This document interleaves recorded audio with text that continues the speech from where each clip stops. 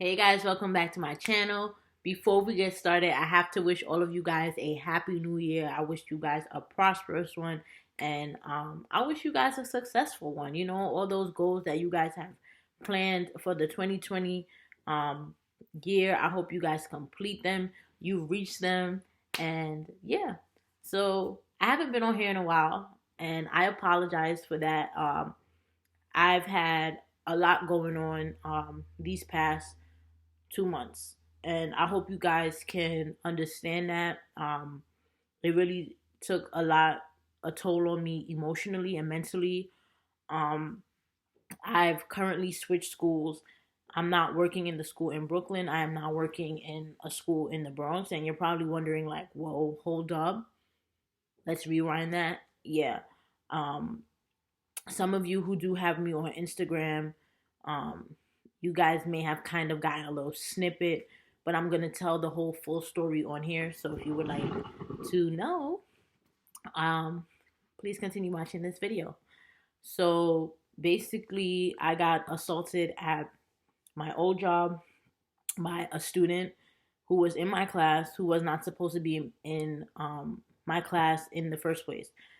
This student was supposed to be doing 12-1-1 half a day and in ICT.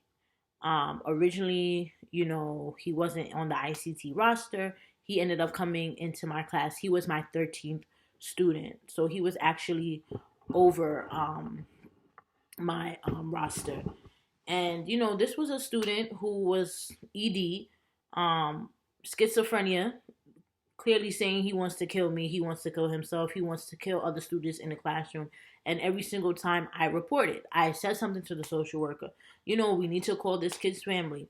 We need to do this. This and this kid in particular, I knew his brother. His brother was the same exact way because his brother told me the same thing last year. He actually told me he's gonna get his father to come and shoot me with this gun.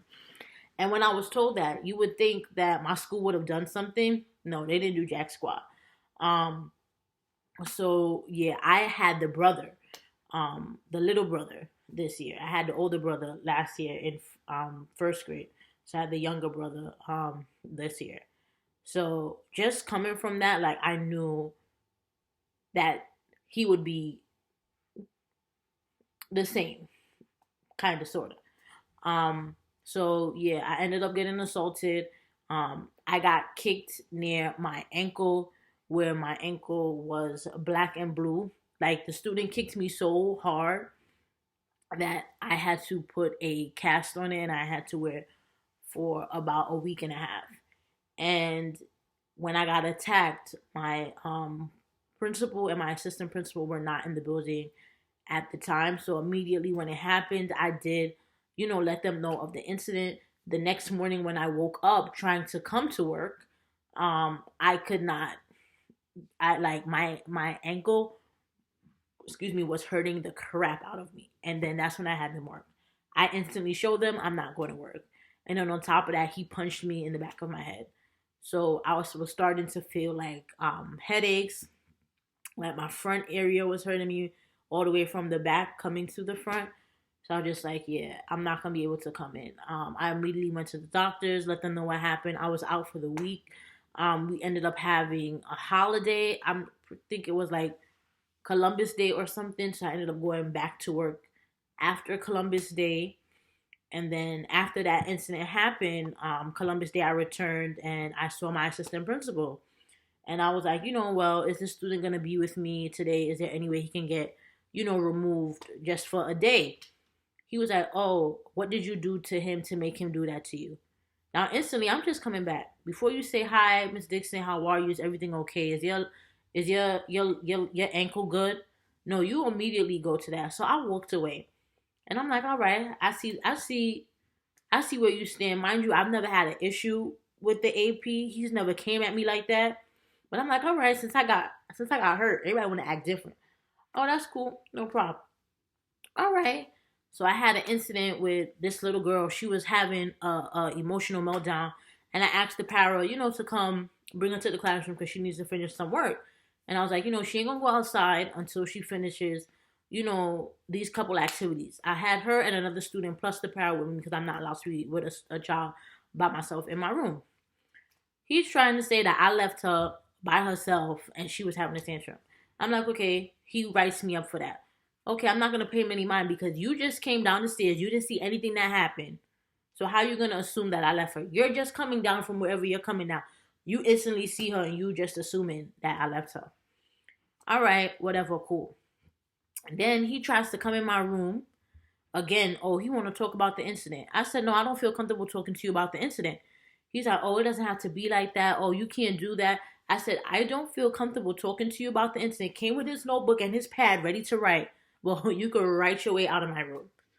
Like, no, you wasn't there and you got the nerve to be asking me what did I do to him to make him do that. Why don't you go ask somebody who was in my room? How about you go read the statements that the paras and everybody else in the room wrote, and then you could collect the information and you could write in your little notepad. How about you do that? I was like livid. When I say livid, livid. Then my principal came in the room and like I just felt like I was being attacked. Like one person comes, she comes, and then she's like, oh, I wanted to talk to you. I said to her, can I just get a 5 minutes? Because he just came and then like he was talking to me all crazy, telling me I'm talking over him. I said, I'm not talking over you, but you're trying to blame me for something that I didn't do. Trying to like demean me in front of my paraprofessional. Now I don't like that. That's not being professional. I'm not a kid. I may be young, but I'm not a kid. You're not gonna demean me in front of another adult, in front of another worker here, and in front of a para. So I definitely felt some kind of way. Then my principal comes in. I just like, yo, I need a 5. I just got emotional, guys, and I was just like crying because I'm just like, why is it when I come back, everybody, I just felt very attacked and overwhelmed. So she was like, oh, I closed the door on her, whatever. Stupid petty stuff. Wrote me up. I'm like, you know what? Forget it. Showed it to my UFT rep, and I'm like, listen, they're writing me up for petty stuff. They want to have a meeting with me on Friday. So after the whole incident of me getting the write-ups, I was not in my classroom for the rest of the day. She put me out of my room. So they had the sub in there, and I had went down because the sub needed the keys to get the iPads. So I'm in the room to getting the iPads and whatever, and to give the sub my key, the key. Who comes in but the principal? Didn't I tell you to go upstairs? Mind you, talking to me like that, crazy in front of the kids and in front of the substitute. So I said to her, first of all, I said I'm getting the key for the iPads because the student needs the keys. I said that's the only reason why I'm down here, because she asked me to get the keys. And I left, walk away, and went upstairs. Like, you're not going to be talking to me crazy in front of adults. Like, I'm not going to accept that. And I said, I don't come to work to be disrespected. And I said it straight as day like that. That's not what I'm here for. I don't come to work to be disrespected. If I don't disrespect you, don't disrespect me. And that situation. So she got mad. And, had a little attitude. I'm like, listen, y'all not seeing Miss Dixon now. You're seeing Shantae. That's just what it is right now. Whole week, y'all, I was not in my room. She had me reading IEPs and did not get to interact with my kids. My kids were not being taught anything. They were with the sub all day on the computers, doing nothing academic, nothing related to schoolwork. All right, no problem. Had my meeting. I was supposed to have my meeting that Friday, guys. That Friday, what does the little heifer do? She comes in my room to do an observation. Ain't that some ish? Comes in my room, does an observation, writes me a whole paragraph, and was like, oh, you didn't do this, you didn't do this, there's no behavior management, this kid was on top of his head, this kid was in the corner with the para sleeping, this was doing this was doing that. Now, if you would have known and came to my room, you know that half of these kids in my room is supposed to be in District 75. They're not even supposed to be in here. Okay? Now, what do you expect me to do? I can only do but so much. If I have students that are not in the right setting, I want them out. I can only do but so much until they find a spot in District 75. I had about 2 of them that needed to go. 2 of them. So it was just crazy. Oh, you need to get headphones. You need to do this. Give me just to write anything, guys. I printed it out. I made copies of it. I had everything, sent it to my union rep. Every little thing that he was writing me, that she was writing me, I printed it out. My union rep was on it. I sent everything to her, to the T. So we ended up having the meeting. he wrote me up, whatever, saying I did this, and then she basically had a, she want to say she had an off the rip conversation. Any conversation that you have with a principal ain't no off the rip conversation. She was like, "Oh, you have no empathy for students with special ed. You don't need to be a special education teacher. Oh, this field is not for you. You don't know how to handle kids with ED, and that this is just not for you. Like you're not doing this. Just coming at me." So I said to her, "What have you provided me since I've been here?" I said, "Since I've been here, you said you was gonna provide me this, this, this." I said, "When I started, you even acknowledged it. You said, Miss Dixon, I'm sorry I didn't give you the support that you needed last year. Now all of a sudden, you're saying all these things. You didn't think that." And then she tried to play the card and say, I have, both of them tried to say that I have something against the kid. And because he didn't get the right, because he didn't get the right discipline, I'm mad. I said, no, I'm not mad that he didn't get the right discipline. I said, I show him the same respect that I do the other kids. But I said, I've never had an incident happen to me like that. And I said, the way it went down, he should have at least been out of the room for a day. He could have went somewhere else. And it's not like when I'm there and he's in the classroom with me before this incident happened, it's not like he's always in my room in the first place. He's always out with you, right? Okay. So I'm just like, you know what? Whatever. If that's the game y'all want to play, y'all can play that. But it did hurt me to the core because, like, this lady, you don't know me. My brother is handicapped. My brother is special needs. So for you to tell me I have no empathy for people with special needs, you don't know me. For you to tell me that, come on. And then on top of that, y'all, she was threatening my license, that she was going to take it away. Now, right there, that I'm not going to F with, because now you definitely trying to definitely target me. So you trying to mess me up. So when I try to apply for tenure, I have an issue applying for tenure. That I'm not going to play. You see that next day, that Monday I went into work. You see that Tuesday, called out by the grace of God through a friend. I had an interview. They was looking for a third grade teacher, ICT. Got the position. That principal called that principal and told her, I want Miss Dixon. I want your teacher. She is starting for me the 12th. I did my paperwork, everything. What? I hit her where it hurts. And yes, she did sign off on it. She signed off and I left in the middle of the year. And I know everybody was like, oh, how you did that? It's hard to get. I think at this point, she had no choice. Because if I would have stayed there, she was going down.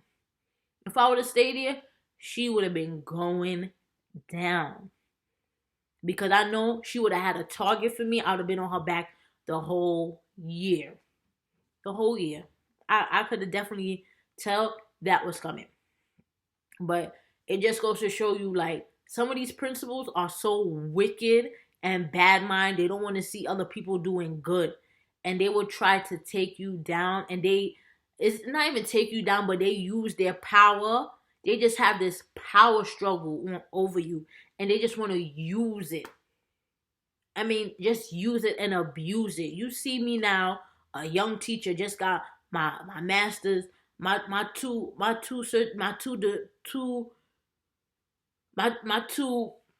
I have my special ed and I have my general ed, and you want to threaten me and take that away. Are you serious? You're wicked. You're wicked. Why would you want to do that? I would never do that to anybody. Like, that's karma.